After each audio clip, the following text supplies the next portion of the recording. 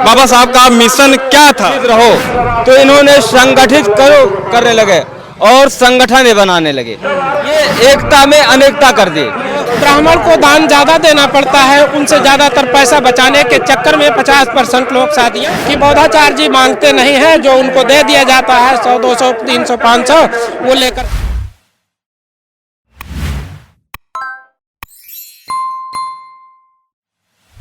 कार्यक्रम के लिए मेहनत कर रहे हैं और क्या उद्देश्य है इस कार्यक्रम को इतना बड़ा जयंती मनाने का, क्या कारण है को?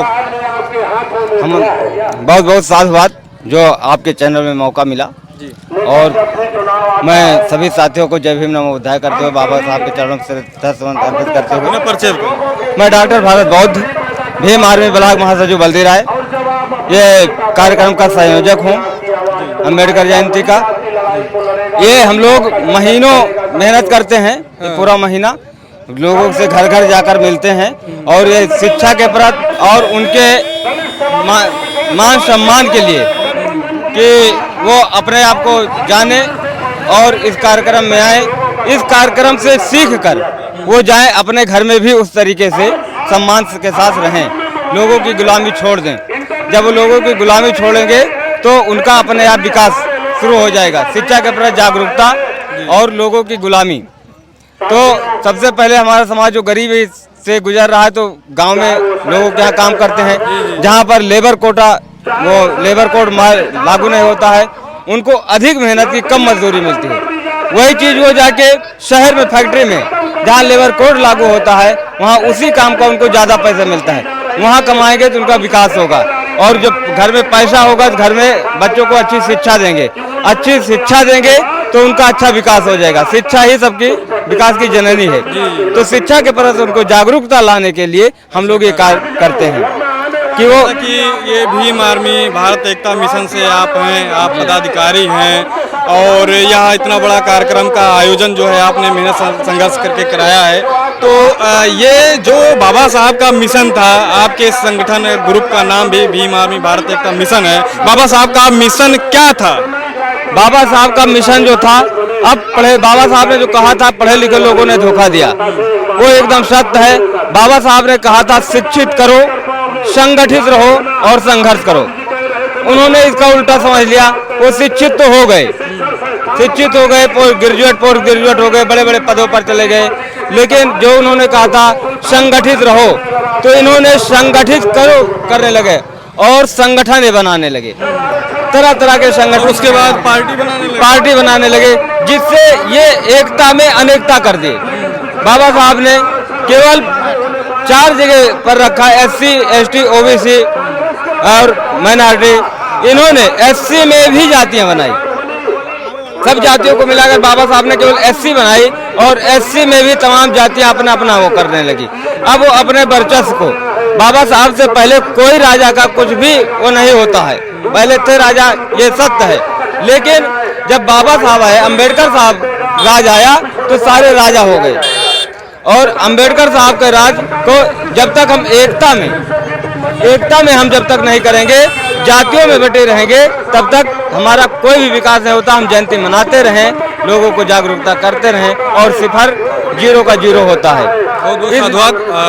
और हमारे साथ जो है बौद्धाचार्य जी भी हैं, इनसे हम जानकारी लेंगे क्योंकि इनको अनुभव भी है समाज के बारे में। कि सर, आप यहाँ पे कार्यक्रम का आयोजन कराया गया, आप देख रहे हैं कि हजारों की भीड़ में लोग आ रहे हैं, तो आप आज बाबा साहब की जयंती पे क्या कहना चाहेंगे इस दृश्य को देखकर? बहुत बहुत साधुवाद आपके चैनल को और आपके दर्शकों को भी हम धन्यवाद देना चाहते हैं। सभी लोगों को अपनी तरफ से हम सादर नमो बुद्धाय जय भीम करते हैं। हम संदेश देना चाहते हैं कि जो बाबा साहब का मिशन था कि शिक्षित बनो, संगठित रहो और संघर्ष करो, और इसके अनुसार हमारे समाज के लिए बाबा साहब ने सबसे ज़्यादा बल दिया है शिक्षा पर, और दबे कुचले शोषित समाज को उत्थान के लिए सबसे अधिक कार्य किया है। बाबा साहब ने संविधान लागू होने से पहले ही बहुत बड़े बड़े कार्य 22 कार्य किए हैं और उसके अनुसार लोगों को अधिकार, वो बहिष्कार बाबा साहब ने ऐसा किया है लोगों के उत्थान के लिए कि उसमें बिना जाति, बिना भेदभाव, बिना धर्म, बिना ऊंच नीच देखे हुए सबको लाभान्वित करने का काम किया है। तो हम भी ये संदेश देना चाहते हैं कि बाबा साहब ने जैसा लोगों को बिना भेदभाव, बिना जाति पाति, ऊंच नीच देखे हुए लोगों के समाज के लिए काम किया है, उत्थान के लिए काम किया है, उस तरह हम भी संदेश देना चाहते हैं कि ये समाज यहाँ से जा करके बिना भेदभाव, बिना जाति पाति के लोगों के उत्थान के लिए काम करे, शिक्षित बने और संगठित रहे, संघर्ष करे। और लोगों को चाहिए कि वो अपने घर की, चाहे वो शारीरिक गुलामी हो चाहे मानसिक गुलामी है, उसको छोड़ करके स्वतंत्रता पूर्वक, भारतीय संविधान सबको स्वतंत्रता का अधिकार देता है और उसके अनुसार सभी लोग स्वतंत्रता की जिंदगी जिए, सबका मंगल हो, सबका कल्याण हो। आप बौद्धाचार्य जी हैं, हमने आपको कई जगह देखा है संस्कार कराते हुए, तो इस समय क्या स्थिति है, किस तरीके से लोगों का जो है बौद्ध रीति रिवाज से शादी विवाह कराने का, संस्कार से कराने का कैसे, कितना ज़्यादा झुकाव हो रहा है? देखिए, हमारे समाज में जो संस्कार का प्रतिशत दर है वो बढ़ तो रहा है पूरी तरह से, लेकिन इसमें जो बौद्ध रीति से संस्कार हो रहे हैं, अभी हमारी उनसे बहुत लंबी शिकायत है, क्योंकि लोग ब्राह्मण को दान ज़्यादा देना पड़ता है, उनसे ज़्यादातर पैसा बचाने के चक्कर में 50% लोग शादियाँ केवल अपना पैसा बचाने के लिए करते हैं।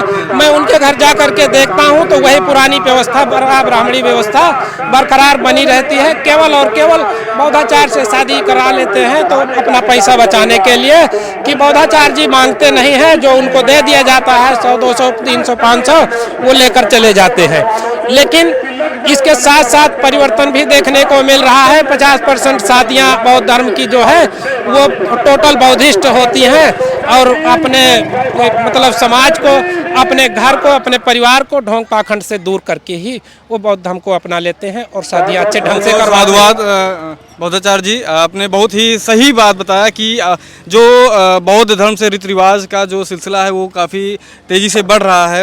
लोग बौद्ध धर्म के रीति रिवाज से ही जो है ये सब कार्यक्रम करा रहे हैं, लेकिन वहीं जो है लोग उसका पालन कितना सही से कर पा रहे हैं, सवाल अब यहाँ पे आके अटकता है। तो साथियों, आपको यह तमाम चर्चा कैसे लगी आप हमको कमेंट में बता सकते हैं। फिर मिलते हैं नेक्स्ट वीडियो में, तब तक ले जय जवान, जय किसान, जय विज्ञान, जय संविधान।